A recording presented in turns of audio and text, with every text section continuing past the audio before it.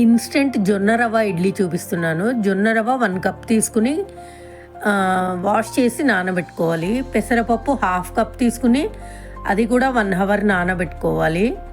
1 hour తర్వాత పెసరపప్పు mixie చేసుకోవాలి. ఈ మిక్సీ చేసుకున్న దాన్ని జొన్న రవ్వలో నీళ్లు తీసేసి కలుపుకోవాలి.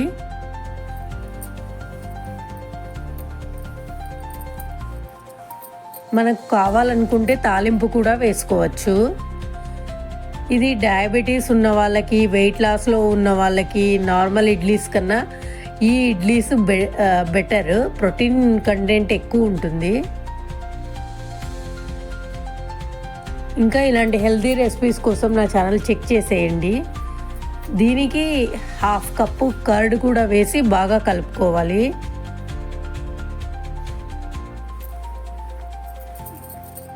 వీడియో చూస్తూ అనిపిస్తే లైక్, షేర్, సబ్స్క్రైబ్ చేయండి.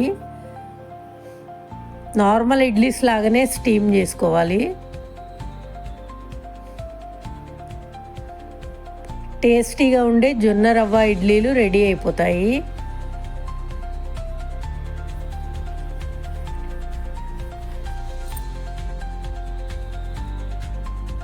Thanks for watching. బాయ్. మళ్ళీ ఒక హెల్దీ రెసిపీతో కలుద్దాం.